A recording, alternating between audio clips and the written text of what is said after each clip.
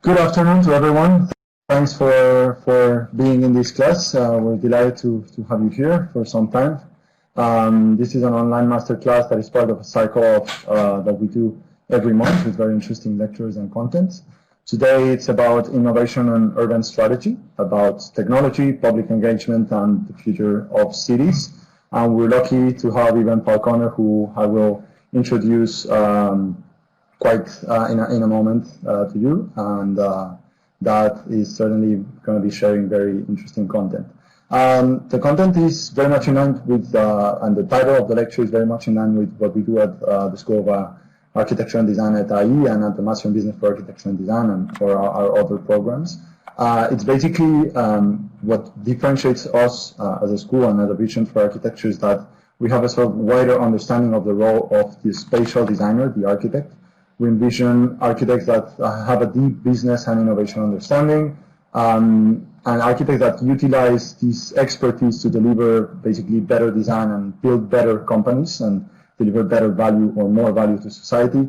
And we envision them doing a role that stands out as integrator and as sort of standing out as system thinkers as well, integrating disciplines, integrating stakeholders, and basically integrating the city and its inhabitants. And as part of that, of course, embracing and leading with technology, among other things and other mediums, as a way to transform the status quo and the profession and the society. So, of course, GEL it's a practice that it's kind of a reference in this domain, and we have a lot to learn about this. So we're lucky to see what Iben is going to share with us. I'm going to tell you a little bit about our lecturer today. Iben is a strategist who focuses on partnerships, investments, and business development for GEL and its innovation team. She was 6 years head of the business development for Big New York, and during that time the practice grew exponentially from first 13 employees to around 200 people, and getting very great exposure and expanding its market reach. She also worked for Columbia University, for Stephen Hall, for Museum of Modern Art, New York, and the Urban Land Institute. And well, she's trained. She got a bachelor in arts in architectural studies from Brown University, and then a master of environmental engineering from the Yale School of Architecture. So that's a little bit about our lecture. And the class, what Iben is going to be speaking about is, in short, the role of innovation in urban design and in the building of a practice of urban design. So things like how technology is changing urban planning, how GEL is exploring the relationship between foodscapes and public health, how public engagement in urban design unlocks opportunities for co-creation, and a number of other contemporary discussions that are part of the lecture that I won't uncover too much. I'm not sure if I said it, but for those who are connected now, just briefly say that my name is Geronimo. I was so excited about the lecture. Didn't say that my name is Geronimo. I'm the director of the Master in Business for Architecture and Design here at IE, which is one of the three master programs that we have, and that have, in this case, a blended format. We can speak about that more at the end if someone is curious. So that's it about the introduction. Please join me in welcoming Iben Falconer. Iben, it's all yours. Thank you. Yeah.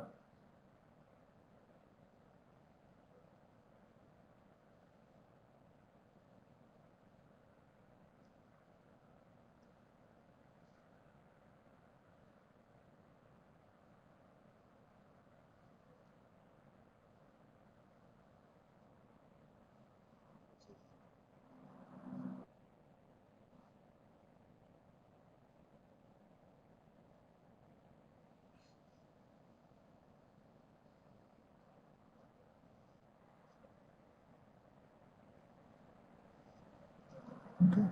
I'll turn off my cam, but I'm here, okay, in case you need me. It is a total pleasure to be back here with the IE family. Yeah, I've taught as part of the program for 5 years, and always loved every moment of it with the students in Madrid. So I'm thrilled to be invited back to give this talk, both for the student group, but also for the wider IE community. Let's hope that that there are no technological glitches, but I have found that there always are. So I appreciate everyone's patience when and if they come up. So let me jump into sharing my screen.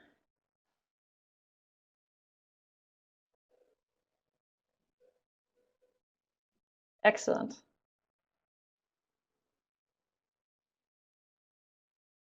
All right, let me zoom up. We were just doing testing to make sure all of this worked in the beginning. So now we can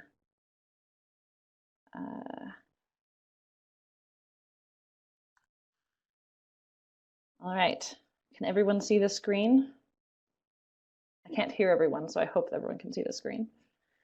So my name is Iben Falconer, as Hieronyma mentioned. I am a director with Gale, a Danish urban design and strategy firm. I'm based in our New York office.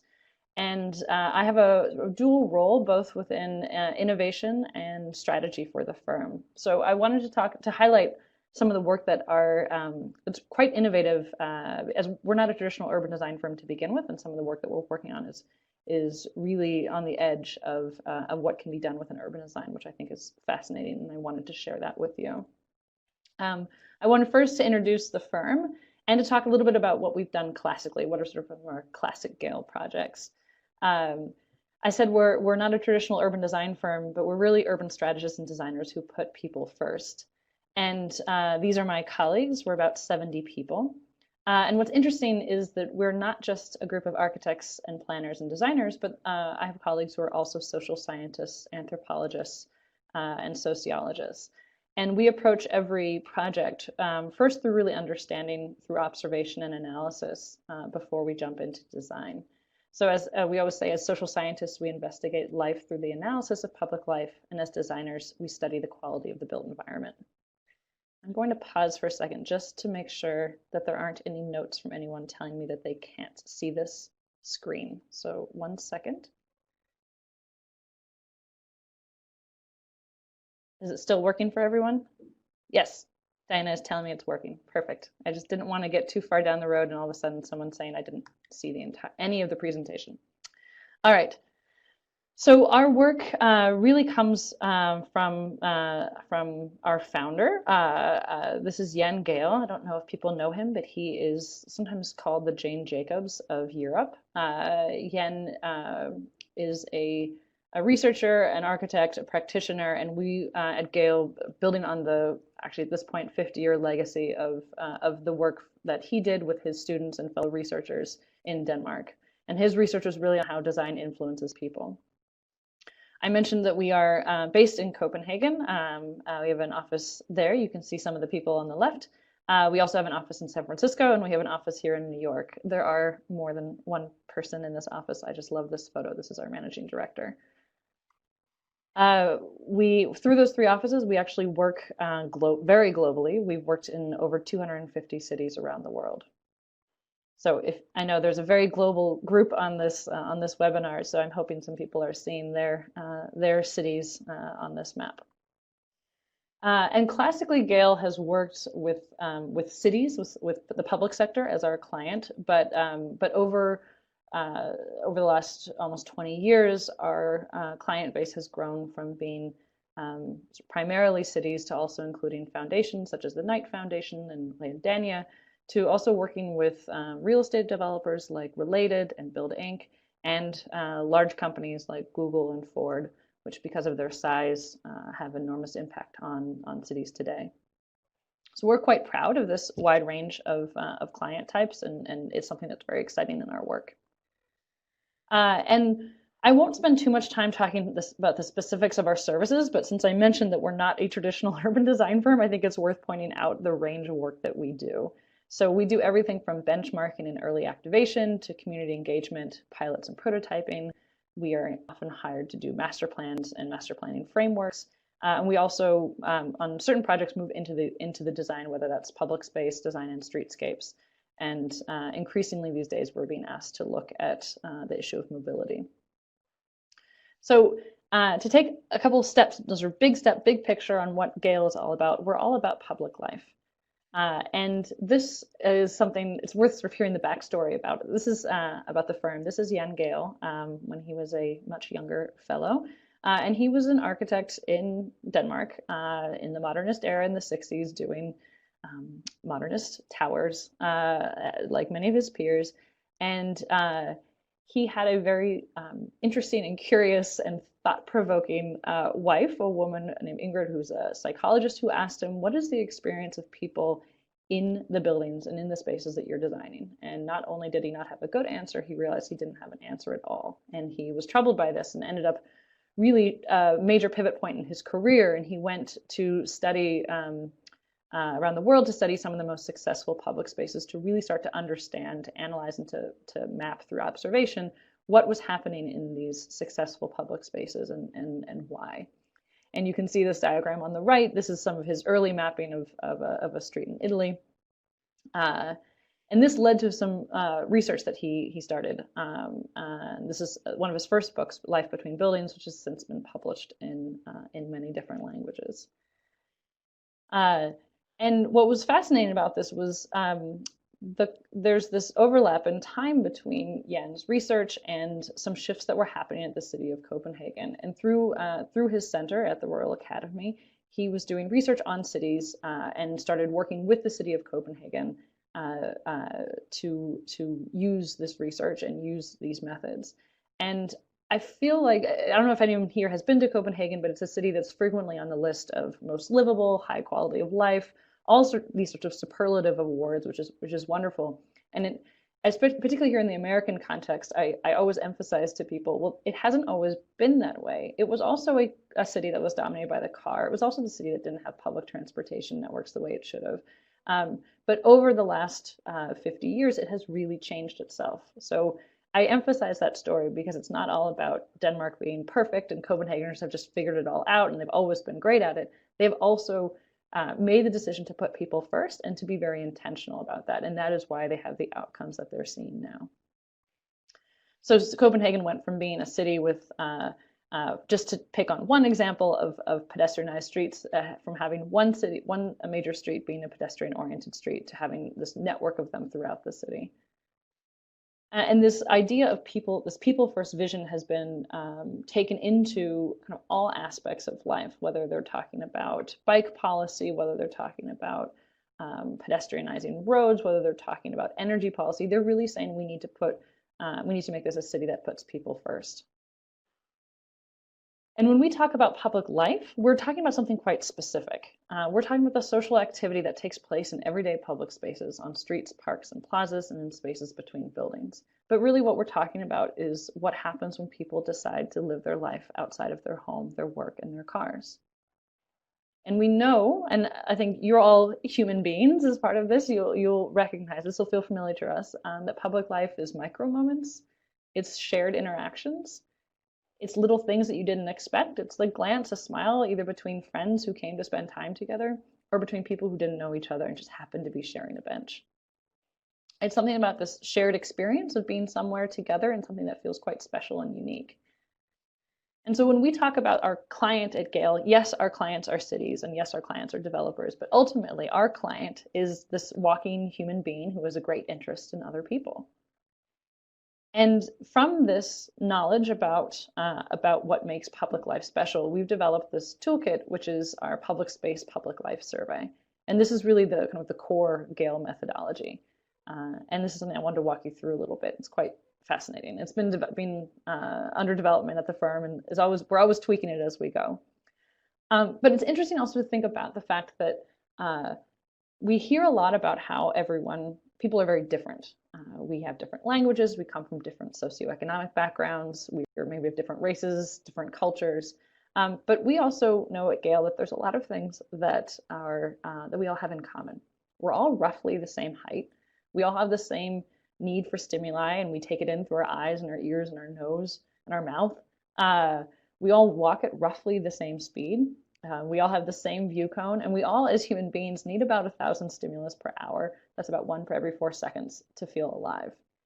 And when you take that and think about how that affects how we feel in a city, it's interesting to look at the spaces that we know feel good to be in. And if you're moving at about 3 miles an hour, 5 kilometers an hour, and you need about 1 stimulant per every 4 seconds, it's actually this rhythm of a successful urban space matches that.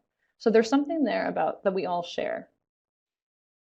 And so we know that when we're going through a place like this, it feels lively and engaged, and we're curious, and it feels comfortable. Whereas if we're walking by a facade like this is a very expensive marble facade that we go by in half the time, and it feels like it takes twice as long.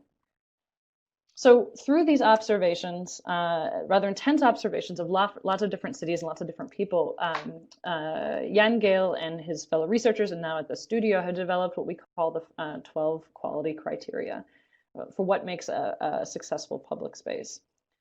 Very first, you have to have protection. People need to feel safe, either from traffic and accidents or from crime and violence, or unpleasant from the wind or from places being too hot. Without that, no one will come. But then once they're there, they need to have some aspects of comfort, because without the comfort, they won't stay. So if you say protection is absolutely necessary, comfort is something you need to get people to stay, and then enjoyment is the last one. These are the things that create really special urban memories. Right here, these are the difference between good places and great places. So through our analysis, we do things like ground floor facade quality, ranging from active to inactive. We're also measuring what people are doing. So not just analyzing the public space, we're also analyzing the life. And this is something that you'll hear from us say at Gale quite a lot, that we measure what we care about. So we care about how people move. Are they walking? Are they biking? Are they driving? What's the age and gender of the people that are in the space? But also really, what are people doing when they stay? Are they standing? Are they playing with family, with kids? Are they selling things? Is there some sort of cultural activities or some sort of physical activity like skateboarding or things like that? Like, what is it people are doing in this space? And then we also know that we really have to be in the space to understand these things. That on a map of a city, on a plan of a city, this person is just kind of known as, they're just a pedestrian. They're like a little dot on a very large map. But we know by walking on this space with them, we know that this feels hot and it feels uncomfortable and it feels humiliating to be walking in the median by yourself. So there's something about being out in the field and having that experience with people that's very important. Because we know that ultimately we're interested in user experience over design. We want to know how people actually behave, not how we think they behave, and sometimes not even how they think they behave. So that's why we know it's very important to be out in the field. That's the social scientist side of our firm. And through this development of this 12 quality criteria, it really allows us to be able to be very specific about what's working and what's not working. So these are two spaces in Copenhagen that both get about 8,000 pedestrians per day, but have dramatically different numbers when it comes to staying. On the one on the left, we had only 18 people staying per hour, and the one on the right, we had 258 staying per hour. And if you look at the quality criteria, the one on the left was just kind of hitting 2 of them, and the one on the right was hitting all of them, which really explains why people are staying and why they're enjoying it, and why when we're doing intercept surveys, they tell us that they're enjoying it. So again, getting down to this type of granular analysis allows for really exciting things, really exciting insights, and then interventions. And this survey is something that we've done in cities across the country, or across the world rather. I said over 250 cities. We've done it from very large metropolises like New York and London to smaller cities like Auckland or Fort Wayne, Indiana. And it's amazing how the methods are applicable, whether you're in a big city that's full of people and feels crowded all the time, and whether you're in a smaller city with a very empty plaza or somewhere in between. And through this data we've collected, we have this incredible database where we can compare across different cities. And we have data visualization like this, which can tell us what's happening in this part of Montevideo right now. And this data really allows us to understand what people want, need, and care about. It helps us understand challenges and potential within existing conditions. It helps us understand the impact of programming. You see this little bump here. This is where we were doing a proposal for for programming within the street, and we could see that through this, based on our baseline measurements, we could see the impact of programming, the impact of design, and the impact of planning decisions at the macro scale. And this is, it's interesting how we do this. It's really, the methods start really with counting, sort of who's passing by and what are they doing. This means we have volunteers in the street. We are training people to do this. And we're also starting to team with sensor companies like Numina and many others who take care of some of the more the counting aspects of it, so that we can focus on more of the qualitative pieces that the sensors don't do. But it gives us data that looks something like this. And what we love about this is that the right metrics can really help to justify seemingly risky decisions. So I want to illustrate this with a story that perhaps some of you have heard, because it's a classic Gale story, as I write here. This is in Times Square in New York. And as we like to say, we humanize the toughest public space on the planet using data and lawn chairs. So back in 2007, we were hired by my mayor, Mike Bloomberg, who was working with Commissioner of the DOT, Jeanette Sadi-Khan, and Head of City Planning, Amanda Burden. And we were asked to look at Broadway between Lower Manhattan up to Columbus Circle with the focus of turning this into a really world-class street. So we did that full analysis. I'm just going to zoom in on one particular piece, which was Times Square. I don't know if anyone's been in Times Square either before 2007 or today, but it's a very full place. And back then when we did the surveys, we said there are, from an eye level perspective, 11% of the space of Times Square is dedicated to people, and 89% is dedicated to cars. But at the same time, 90% of the users are pedestrians and 10% are motorists. We basically said to Mayor Bloomberg, there's no square in Times Square. He said, I don't believe you. He's a very data-loving person. He said, I don't believe you. Run the numbers again. We did it again. We got the same numbers. And part of our process is not only to gather the data, but then to do this process of what we call measure, test, refine. Let's try something. Is there something that we can do that's pretty low risk that will see what would the impact be of pedestrianizing Times Square, of giving more space over to those pedestrians? Because for a mayor to say, I'm going to pedestrianize one of the busiest places in New York would have been a radically kind of a crazy idea and would have been immediate pushback. So we said, okay, let's do something small. Let's do a pilot. So we did this pilot where closed Times Square on a weekend, bought some cheap chairs from Costco, put them out in the street. Lo and behold, New Yorkers and tourists flooded into the street, started looking at Times Square in a new way, and started complaining about the poor quality of the chairs. So instead, okay, we said, next step, let's do something else. Let's do something a little nicer chairs, and then maybe do some umbrellas, and then kind of test that and kind of test the numbers and see, are we getting the impact that we want? And this led over a number of years to the city then hiring Snehetta to do the $50 million pedestrianization of Times Square project. So really, you couldn't have leapt over and gone to do the very risky, expensive thing. Instead, we kind of found this incremental test in between, which allowed the city to feel very comfortable moving towards the big move rather than jumping to the big move right from the beginning. And this had an enormous impact. It was really wonderful to see these numbers and the impact it had on traffic, on the increase of commuter cycling, on safety, on the public support of bike lanes. Because it wasn't just Times Square. This was actually a citywide project that we were doing. But we could go back and really track the impact that this program had. We've also done some work like this in smaller cities like Nashville. This is Nashville, Tennessee. This is an area called Lower Broadway, which is very, very popular with tourists and locals. It's where all the honky-tonk bars are. And they were really sort of suffering from large crowds. And of course, these are large crowds of people who are out in the evening and have a beer in their hand, and they were terrified that someone was going to get hit by a car and that people would never come back. So they brought us in to do a survey of the area. And we said to them, Lower Broadway is one of the busiest streets we've ever seen. It has numbers similar to San Francisco, New York, and Shanghai, which is wild for a city of Nashville's size, but doesn't actually have the public realm that these cities have, and that this is problematic.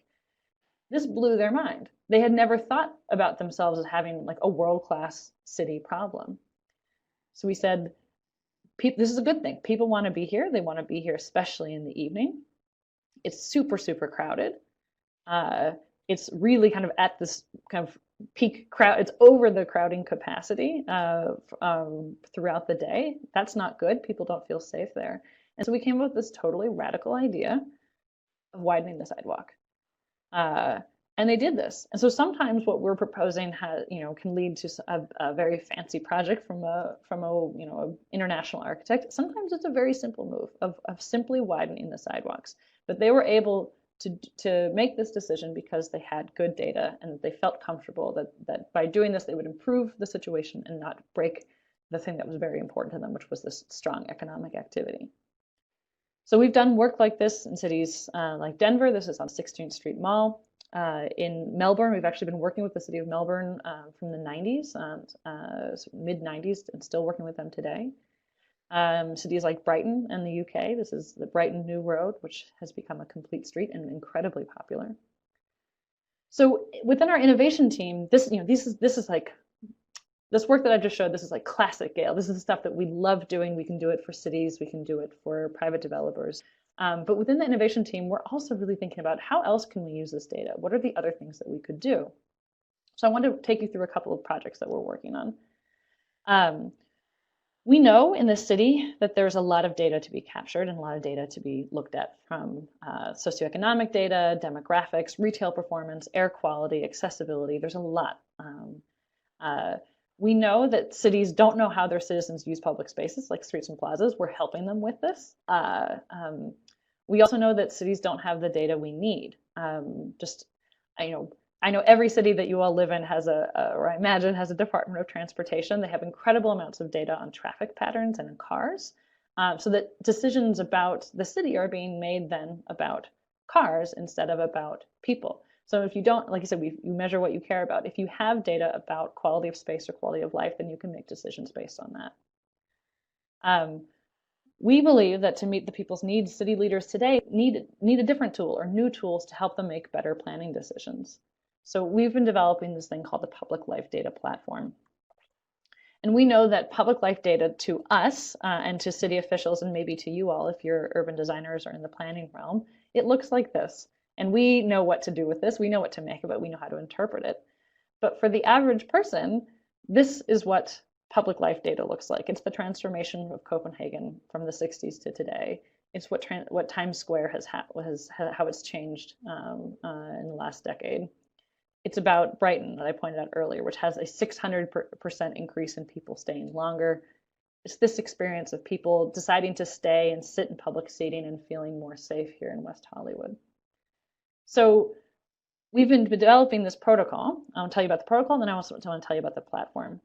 The Public Life Data Protocol was released by our sister organization, the Gale Institute. This is actually last October. It's an open source public life survey kit. So it's a framework for how we can talk about public data. Right now, public life data can be captured in many different ways, more than 6. And it can be, stored and captured in many different ways. Sorry, the lights just went out here quickly. But the protocol enables the creation of a global knowledge sharing community who can all talk about public life in the same way. It's similar to when you open up Google Maps these days. You can, in most cities that I've been to, this global group should correct me if I'm wrong, you can quickly find transit data, whether if I'm in London or if I'm in Copenhagen or I'm in Mumbai, there's probably some way of finding some transit data within Google Maps. And that's because all of these cities and companies have agreed to share data the same way. We want to do that for public life. And the reason we want to do this is because it democratizes data collection. It builds capacity across a larger group of people to shape their city, and it creates this common language between agencies and corporations about data. The platform, this is the dream, this is what we would love to have happen, that public life data is all about collecting information about public space and public life. But what if we could all access this from one place, from a network of shared tools and data sets?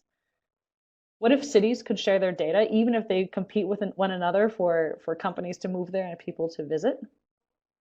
What if there were ways to get answers to the questions that we're asking? Could we develop this platform to help us bring together data, PSPL data, sensor data, census data, all into one place and then give answers quickly.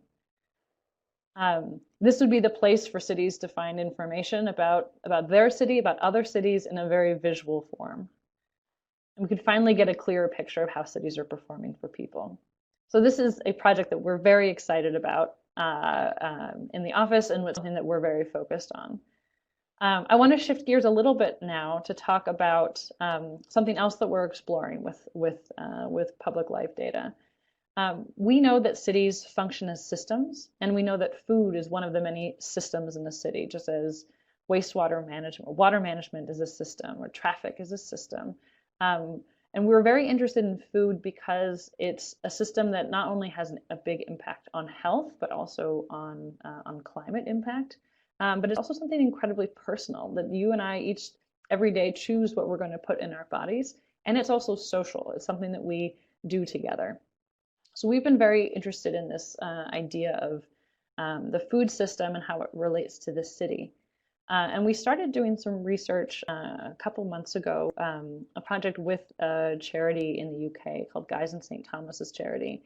And they're a charity that's a foundation that's committed to, among other things, some certain parts of London, some certain neighborhoods in London, but also they're very interested in how to address the growing challenge of obesity and poor health because of food choice, and also really interested in youth and teenagers.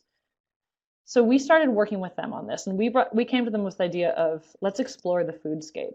So for us, we call foodscape as the intersection of public space, public life, and food places. And we've developed a way to measure the foodscape just as we measure the quality of a public square and the life that's in it. And the goal of this study was to think about, to understand better how urban design affects public health and food choice, with a particular focus, like I said, on teenagers and youth. And we started to look at some of this research about food and health and how people make food choices. And we found that historically there was a lot of pressure on the individual. It'd be like, you, Jane, are unhealthy because you, Jane, continue to make bad decisions. You had a soda, you had pizza last night, and you continue to have dessert every day. There's more enlightened thinking today that's really thinking about the system, that you, Jane, are eating unhealthily because you live in a food desert. For example, you don't have access to fruits and vegetables.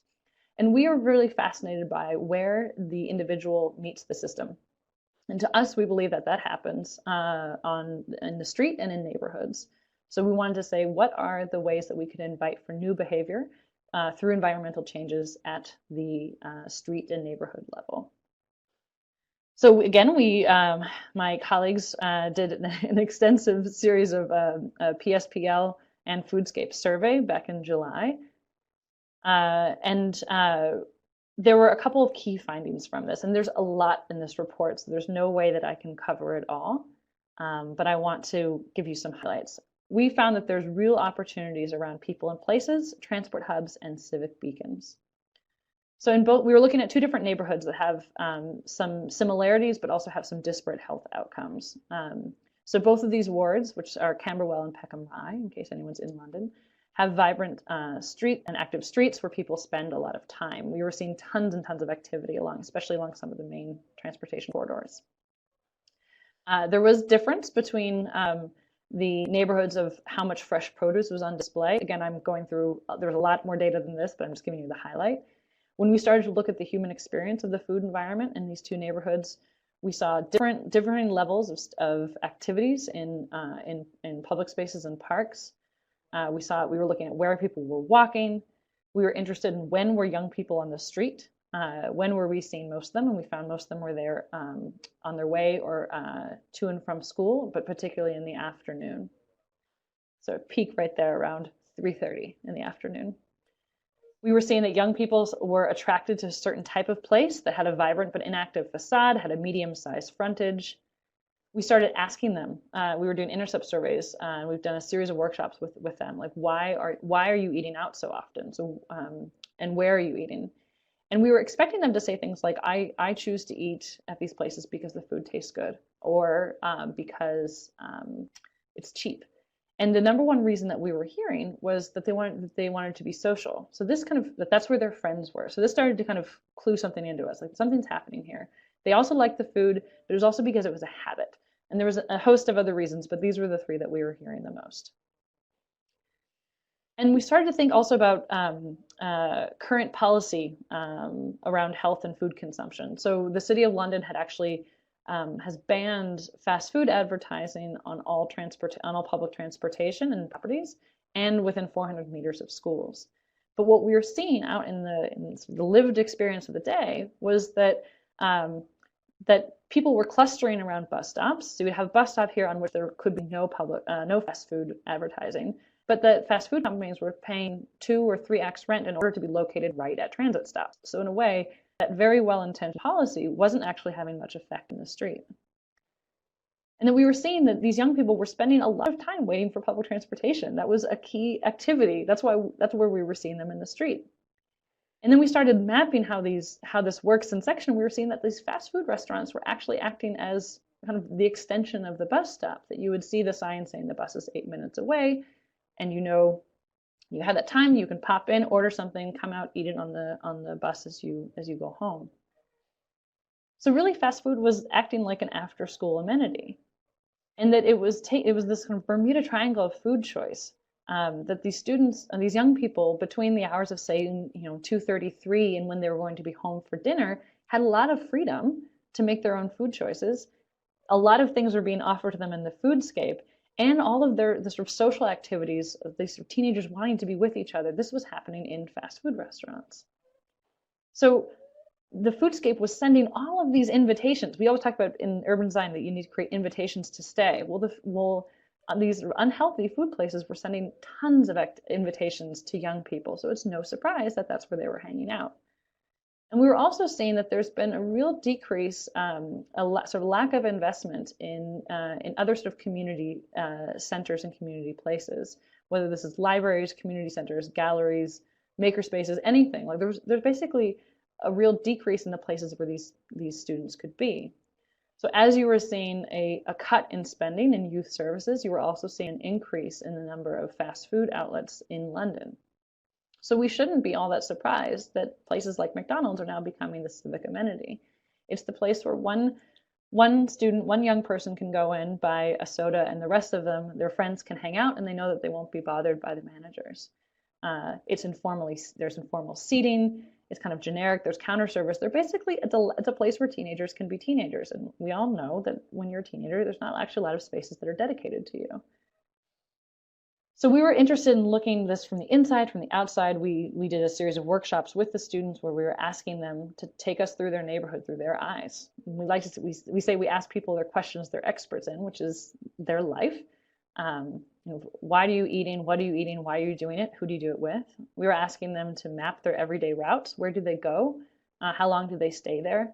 And what happens when they're there? We also are now in the process of trying to think about interventions. We're starting to do these workshops with the youth as well. Looking at and getting their feedback on it, which is a really intense process working with teenagers, but it's also super fun. So we're now in the phase where we're developing some concepts for interventions. Our work is, again, not just about gathering the data, but about coming up with ideas for how you could do it better. So these are some of the themes that we're coming up with. This is kind of hot off the press work for you all. There's something about invitations. There's something about signage that we can play with. There's something about convenience, that this is something that convenience gives a signal to teenagers that they're welcome there.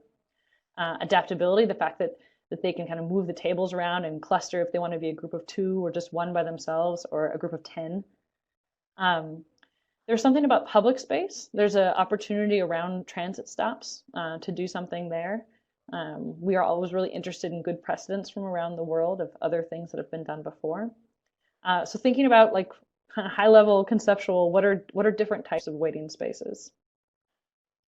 We're also interested in the networks and the routes that the students are using, these young people are using. Are there ways to encourage alternative routes? Sorry about that. Encourage alternative routes that would expose them to different types of activity and food choice. And then is there a way to kind of be inspired by the aesthetic of some of the places that they already want to be in, but adjust the food that's on offer? So is there a way to do a chicken shop aesthetic but offer something else? Is there a way to potentially partner with fast food outlets to provide some sort of activity so that for the students to do or the young people to do, so it's not just about the food? Okay, so now going to totally switch gears. That's one type of work that we're doing. Keep an eye on time. Another type that we're doing is a collaboration with IDEO Collab, which is thinking about new ways of working with the types of clients that we're interested in working with. So we know that there's a lot of societal systems that are changing and that new systems need to be built. There's how can we move from a linear economy to a circular one? This change from industrial work to dynamic work, the fact that none of us will work in one company for the rest of our lives. The idea of cities as rather siloed entities to truly collaborative ones, the shift from gated financial systems to open financial systems. So we're working with IDEO on this third one, this idea of collaborative cities. Because we know that there's really, really hard problems that need to be solved in the next 5 months to 50 years.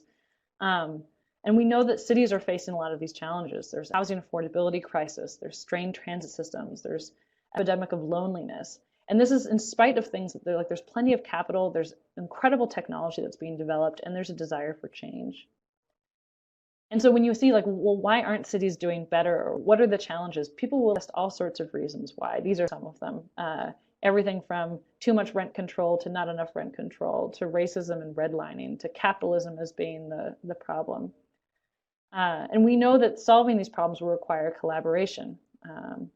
And so we're really interested in how we can enhance this relationship, this collaboration between people, governments, and businesses, because we're seeing lots of examples of when it's not working.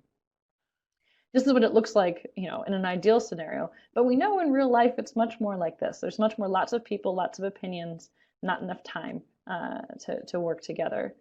And what we think is we feel deep down that we're missing a vital infrastructure for collaboration. And this vital infrastructure is inclusive mechanisms for building shared understanding. Is there a way that we can bring all three together to create new and better cities? We use a couple examples here that bird scooters, I'm not sure how international they are right now, but there's this incredible birth of micromobility options of scooters. And the company, it's not just Bird, I'm not picking on them, but they knew very well what their user needed. And so they would kind of put their product into the city without any sort of consultation with the government. So this is the business and the people. There was a clear understanding of what was happening here, but because the businesses weren't engaging the governments, governments didn't know how to regulate and will end up just banning them. So here's a solution that's in some ways could be a very, very good solution for mobility in many cities, but is getting banned because of a lack of collaboration. Or I don't know, this was a big story in New York. I'm not sure how big of a story it was outside of New York, but Amazon was looking for cities for their second headquarters. Many cities competed. New York was supposed to get it, along with area outside of Washington, D.C. But once it was announced, there was this intense negotiation between the business and the government. And once it was announced, there was huge blowback against the project, and so much blowback that Amazon actually pulled out of the deal. So again, here's an example of governments and businesses doing business as usual, really negotiating very closely with one another. But because they didn't bring in people into the negotiation, the negotiations failed ultimately. And whatever your opinions on Amazon in New York or on scooters, there's this recognition that we're all losing out, that there was something that could have been gained from both of those examples, but that isn't because of this lack of infrastructure. So this is a project that we're working on. How might we build infrastructure for collaboration in today's cities? And this is taking on a number of different themes. One is on this idea of open collaboration. Is there a way to doing crowdsourcing? Is there a way to build a sort of innovation sandbox within a city? We're also looking at fair mobility. Is there a way to develop, or how might we design fair mobility, starting with marginalized populations? And then one that's been quite fascinating for me is how might we build public trust around data collected in the public space? So thinking about data literacy, data privacy, data ownership, data standardization. And this has led to a series of prototypes. I know I have just a little bit more time, maybe time just to show one of these. So let's see if this works.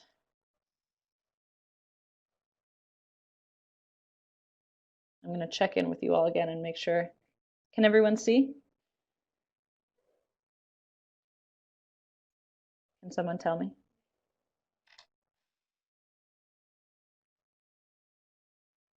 Perfect. All right. Thanks, Ronimo. I'm going to put this full screen. Iben, hello? Iben. Hi, sorry, it's just we can't hear the audio of the YouTube. No, we cannot hear it when you share the YouTube. Please, yes, please do so that everyone can check at their convenience.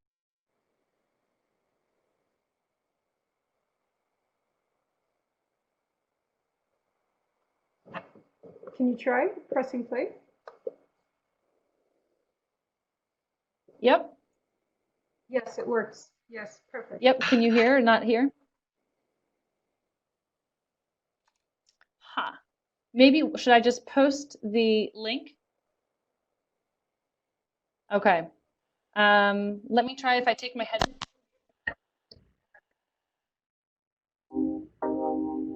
Could you hear it then?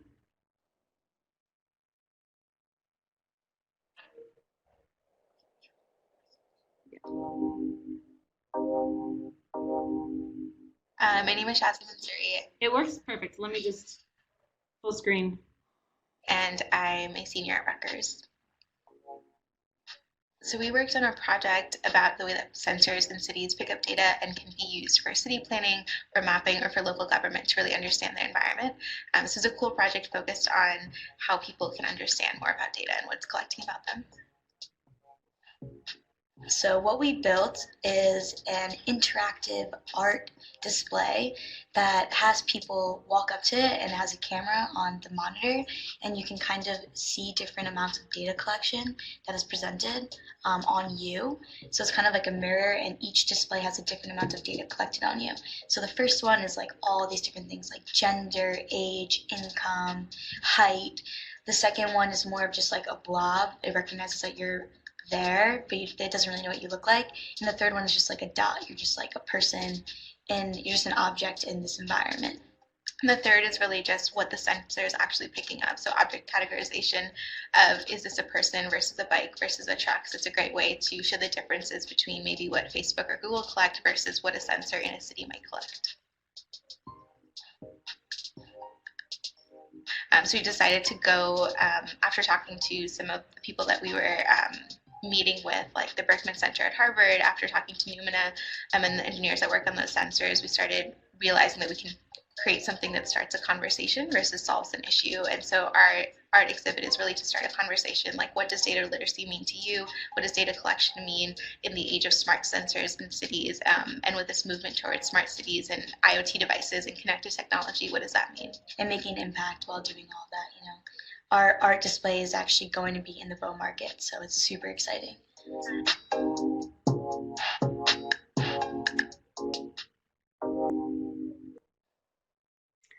If you all let me do this, I want to show one more quick video, which is basically a follow-up after the vanishing points work. It followed up on that. So there's another 3-minute video, and then we'll get to Q&A.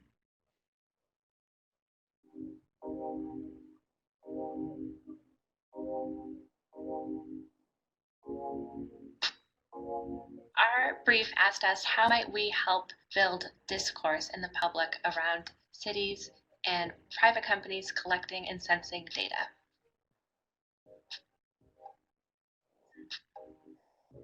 Some people didn't care. Others were pretty adamant that this should be regulated somehow.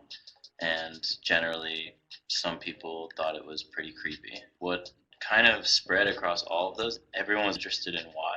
Like, what is the city going to use that for? Or what is Google going to use that for? And that seemed to be the unifying thing across people, even if they didn't know there were sensors or if they knew and were okay with it.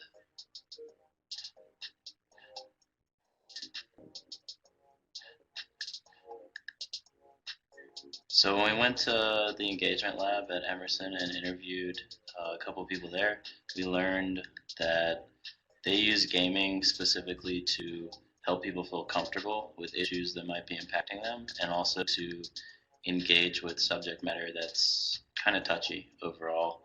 And something that they found that was working was using different gamified ways and allowing people to actively participate and actively be a part of either collecting data or seeing how that data is being used.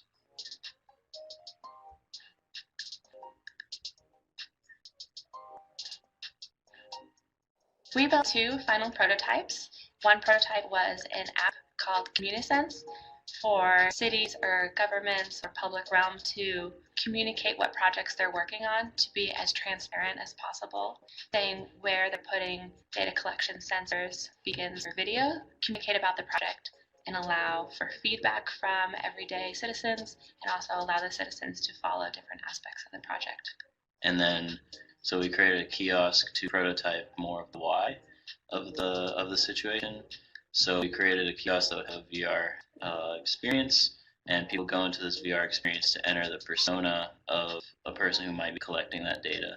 So you have the option in that experience to choose between working for the Parks Department or working for an ad company, and you enter into essentially the same experience after that, and you're supposed to collect data that's relevant to your mission. So it allowed the participants to firsthand decide for themselves what feature, and also see what types of data is possible to be collected by these sensors. When you stop and think about what you're doing, you're reading all these people's social security numbers and reading all this really personal data that you may feel uncomfortable with taking. Kind of designed to put people in an uncomfortable yet playful manner to where they then reflect on the why people might be collecting this data.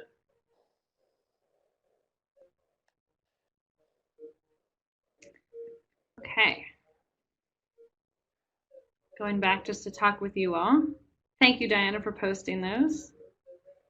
I know there were some questions that popped up I'm seeing now that I couldn't see when I was giving the presentation.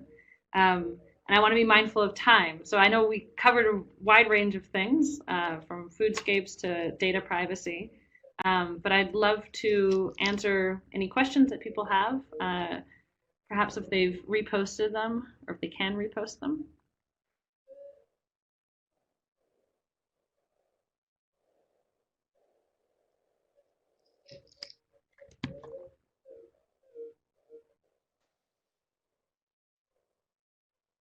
Are we working in Mexico? We have. We are not currently, actually, that's not true. We are doing some work in Mexico. I can't share much of it right now, but we did a large cycling project to study and promote the use of bicycles Iben, thank in you. Mexico Thank you City. so much You for go to this our wonderful website, lecture. galepeople.com, It took a little bit for me to and search Mexico kind of City. come back There's a to lot of connection. information about that. Yeah, but I would like to very quickly recover one question that was Someone else lost. is typing. No, it was Yes, fine. it's There was a question about what were the course. stakeholders in the project about the Yes, I hope bus it stops. wasn't. If you could elaborate a little bit on who is involved in a project like that.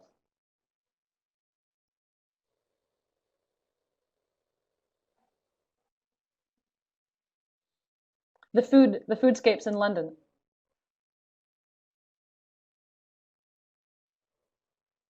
Yes, so there's a number of different stakeholders. I mean, first, of course, there's our client, who's a foundation, so a client that's very committed to that neighborhood.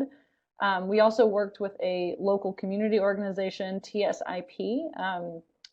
We almost always work with some local organization, both to help make us smarter from the very beginning about things that they know from being on the ground, but also to help connect us to some of the right other people who we should engage. And they helped us bring together the group of teenagers who worked with us, who were the study participants and workshop participants. I don't know. I imagine at some point there will be larger stakeholders when the charity goes to take the word, share broadly with like with the Maybe public transit agency in London, and there will be more. But that's right now that's who we're working with.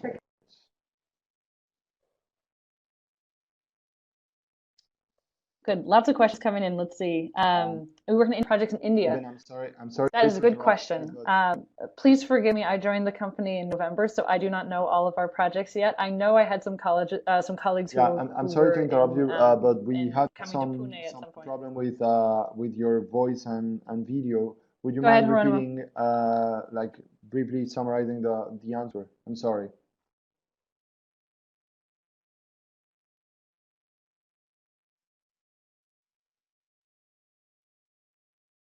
About the Oh, stakeholders, of yeah. course, the answer to the question about London.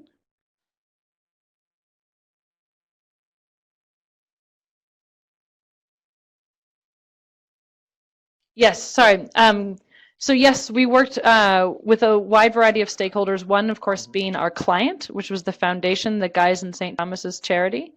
We also worked with a local organization called TSIP, which is a community organization, and they helped to bring together the teenagers who were part of the workshops. There will be additional stakeholders as the project moves forward, Okay, particularly thank you. as we move into the pilot Now it phase. But works. right now, those are the I key think we have groups. a few more questions. How is a public data platform working? If it's in a pilot level or it's launch or short to launch. A Dio collab always works about like 10 years ahead of time. So It's in, yes, it is in a beta version that we are using internally, and everyone in the office has been dying for this beta version, and now that we have it, they're busy giving feedback. We're actually very much trying to find a public life data analyst and project manager who can help us build this. So, you know, if anyone's interested and has programming and data analytics skills, please let me know. yeah, go ahead, please. So there's not a we've used.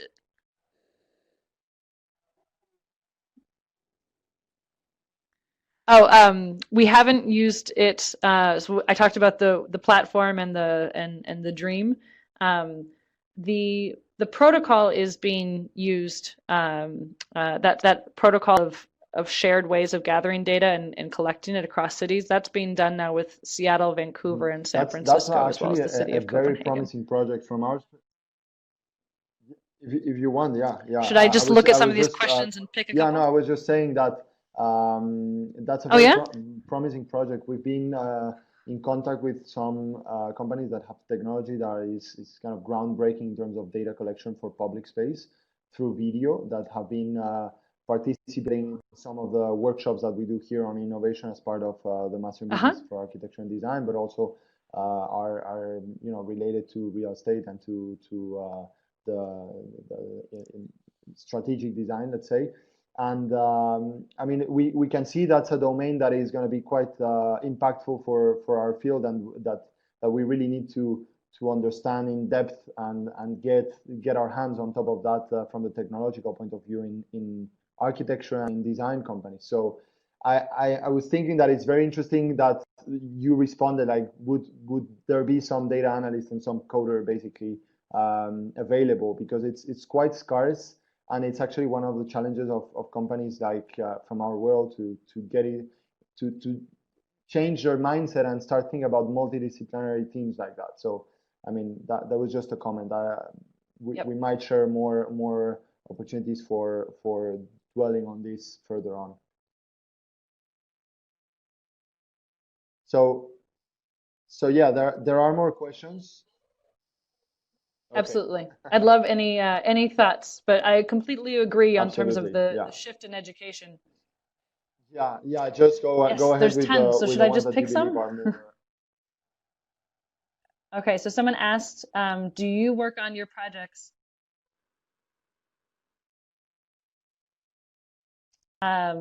Cool. So there's a question about, do we work in projects in all of our offices? We divide our projects up.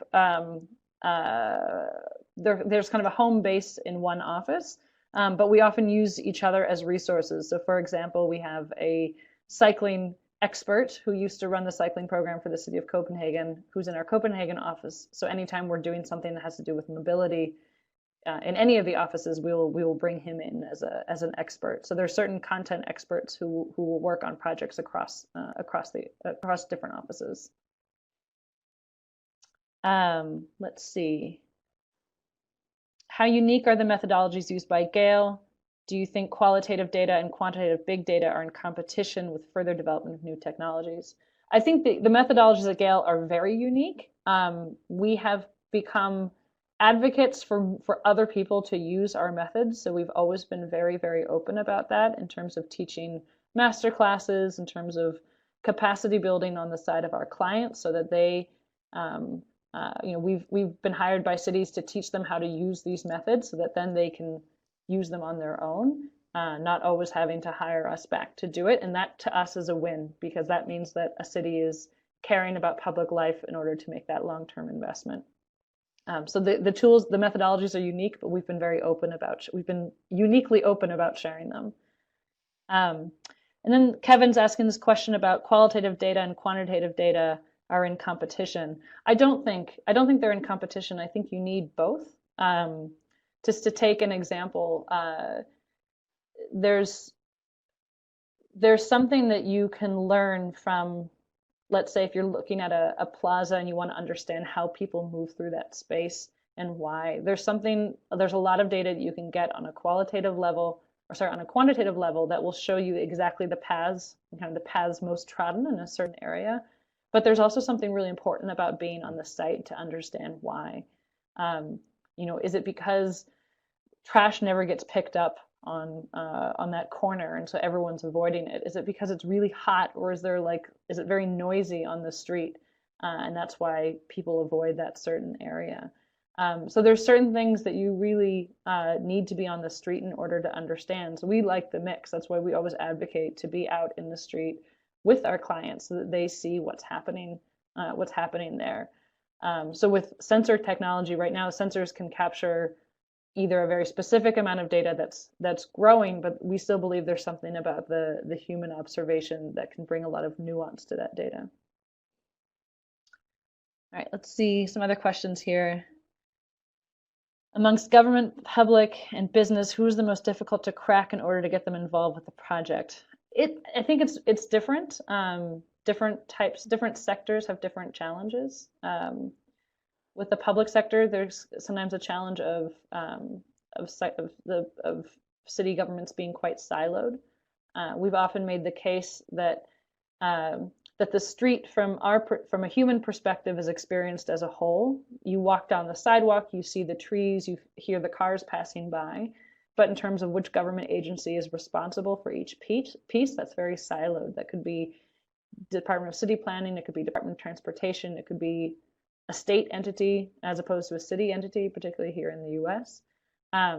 So that's often one challenge for working in the public sector is kind of having them think holistically about their space and then being able to come up with solutions that can be implemented holistically. And then with private businesses, there's different challenges. They might have sort of more control and more ability to make decisions faster, but they maybe don't have the commitment to inviting the broadest public into their space. We also always advocate that that public space is for everyone, not just for some certain desirable person who wants to spend money in your retail.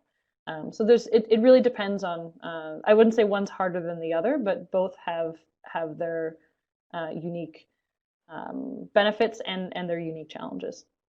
You have a lot of questions. All right, Very let's interesting see. lecture. Yeah. I have a lot of questions. Do you prototype in streets without permission of governmental institutions? No. We're always, we've done certain things, or certain colleagues of mine have done things that are more like tactical urbanism where without permission. But at this point, we are being hired to work we want our projects to not be, confiscated the next day. We want things to live on. So we're always working within the parameters of making sure the government knows that we're going to do something on the street, or if they're not our direct client. So that's we live within those bounds. I want to be mindful of time. There's a lot of good questions here. Depends. Let me just check. You can take one. I'll be checking now how we're doing on that, and now. Okay. Mula just asked, as the street activities and public lives are continuously changing, is it important to predict how the space will perform in various scenarios in different times, or partly let the space define itself? That's a good question. We try to work to design interventions that can kind of withstand the test of time, or that can function well during the spring or during the winter, or wherever, kind of whenever they're set up to be implemented. But we also know that it's important that this thing can't always be top down. It can't always be that that you yourself, the designer, have designed the perfect thing, and therefore everyone will love it. There needs to be some space for feedback and for adjustment. So for example, we're working on a project in West Palm Beach, where we're working in a fairly disadvantaged neighborhood, where our intervention was the creation of a public space, where they're in a neighborhood that didn't have very many. So we said, let's do a temporary public space and invite the community to use it. And then we're in the process of receiving a grant, where the money will actually be given out to local community organizations who are often understaffed and underfunded, to ask them to say, what do they want to use this space for, and then to do that. So there needs to be that life that's created by the community that surrounds this area. It can't be us. Can't only be us coming in and saying, well, we think this should be a skating rink or something. That if you give people the opportunity to raise their hands, and you give them the time and the agency to create their own public life, they will. But that you have to be intentional about making that invitation. But it's important to give people the space to create the life that's authentic to them. Even just to let you know, if you're fine on time, we have until 7:15, so 9 minutes from now, if that's fine for you. So if we have time for one more question. Okay. Yeah. Cool. Well, I wanted to make a comment regarding the question about the methodology and some of your last content that I think is worth dwelling on. In your collaborations with IDEO, you were using this how might we, that is sort of a very well-known way of approaching problems, to start opening questions about how the city behaves, or how or regarding any of the problems. And I think that's something that in architecture hasn't really been part of our process for so long, and it's kind of it's quite a disruptive methodology to start thinking so openly, and instead of waiting to receive from the client a kind of very defined set of requirements in a brief, like trying to escape somehow that limit, but without getting outside of the problem resolution zone, and start sort of opening with this kind of open innovation methodology. So I wanted to ask you if that's ever been like that in Gale, and how do you created that awareness towards this openness, and if you see that there's, like, when you collaborate with other agencies and other governments, they're kind of sufficiently trained for working this way, or what are the somehow challenges that you see in this direction? That's a good question. I mean, of course, good to take it back to these kind of pedagogical questions about what kind of training or exposure, or what are the places in which we can truly innovate. I think at Gale, one of the reasons why that methodology has been feels quite natural to us is because of this focus on analysis and observation to start. I think sometimes it's a challenge when you're trained as an architect, for example, which I am not. A few of my colleagues are, or actually a number of my colleagues are trained as architects, that the solution is almost given, like the solution is a building, and then the architect's job is to figure out kind of what kind of building, and what is it made of, and how is it built, and how do those spaces perform. And I think because here at Gale, we really start to think, we think from observation and data collection first. We're not presupposing that the solution is a building. and for us, because of the work that we do, the solution is actually rarely a building. It could be built form. It could be, you know, a new type of street. But I think that attitude helps. So like, I think it's, I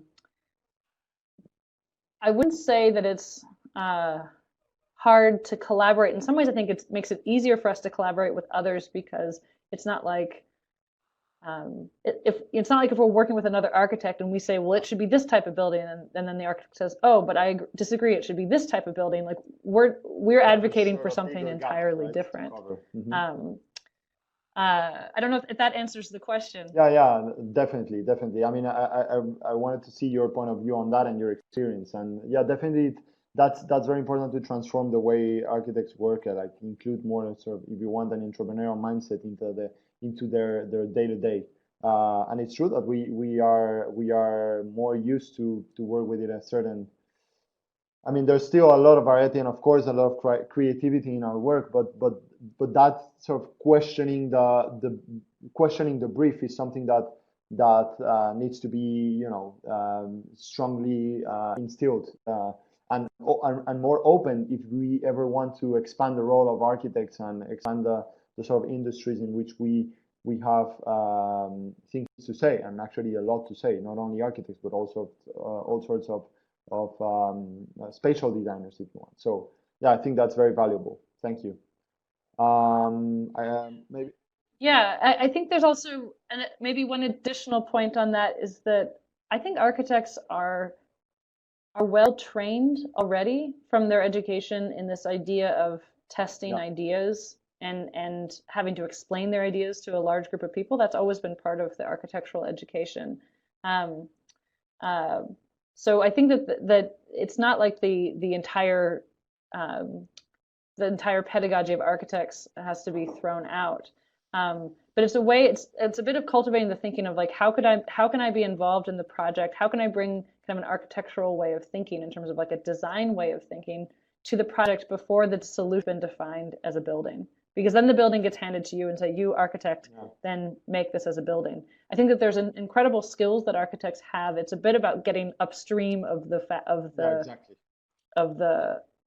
solution, of the value chain. but also there's some architects who might not want to be upstream of it.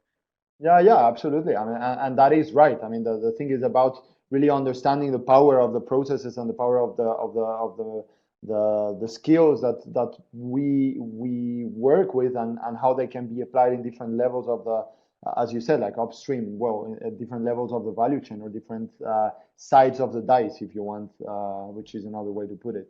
I think we're running out of time. There's one more question from Mao, and then we are gonna have to close. So if you want to go for that, Iben, and then we'll close. Thank you. Yeah, let me just read it really quickly. I just cut the first bit. It's a bit long, yeah. So you mentioned in the beginning of your presentation that there was more similarities in how we move and live as human beings rather than our differences in culture, ethnicity, etc. However, I also think that our current city is mostly designed to cater to healthy able bodies. How do you balance researching and planning based on the norm and incorporating point of views from people with disabilities? Excellent question, Mao. You're not too late. I think your question could be expanded to recognize all sorts of differences. And I don't mean to downplay, I not at all mean to downplay the really important differences between people that need to be valued, recognized, celebrated, acknowledged, and designed around. To take your specific question about able-bodied and differently abled bodies, I think that like sometimes these conversations in the US tend to be about, oh, like, can a person with a wheelchair move through this space? And what's amazing to me, and I imagine you've seen this in cities, that a space that's welcome to a broad section of society and abilities ends up being quite popular to people that it opens it to people that you didn't expect would also need those things. So if you think about someone being in a wheelchair moving through space, that they need certain amounts of curb cuts, they need certain distances in order to kind of move a wheelchair around, that designing a space for that actually also makes it much easier for someone who is walking with a walker or someone who's pushing a stroller. I have a young child, so I've just become keenly aware of how cities are not designed for people with young children in strollers or with kids who can't walk very far because they're little. So if you can actually design to meet, if you design with differently abled bodies in mind, you are actually opening your spaces up for a very wide variety. So so it's good to keep that in mind, and to be able to design for one actually means to design for all, and that we should all maintain an openness to these sorts of conversations and to get those questions, which is why the community engagement and the feedback phase of any design project is very important. That you're not just asking people who have the same body as you how they think about it. So it's a good question, and it's a really good skill to cultivate as a designer, no matter what you're designing. Definitely. Thank you so much, Iben, for this very great round of questions as well, for the great lecture. I think it's totally aligned, as I was saying, with the sort of how we envision the role of architects evolving in the next years, and with what we try to convey here at the program, as well as how that really transforms into or outputs into better companies and companies that are more valuable for society, which in the end is what we do. So thank you. We will keep in close contact as always. Yes. And I want to thank everyone for being here and for your great questions. And you're welcome anytime you want to come to these master classes. You know that we organize one more or less once a month. So thank you. Even if you want to say bye or anything. Yes. Yes, I'm putting my my LinkedIn contact up on the chat. I know there's some questions I didn't get to, so if people want to reach out, please do. And like I said, always happy to be part of the IE family. And I know you're about halfway through the program, and I hope your brains are filling with lots of good ideas. And I wish you the best of luck with the rest of the program. Thank you. Thank you so much. The best of luck for your work, and we'll keep in contact as always. Thank you. Thank you, everyone. Bye-bye. You are all welcome. Wonderful. Bye. See you. Thank you. All right. Bye, everyone. All right.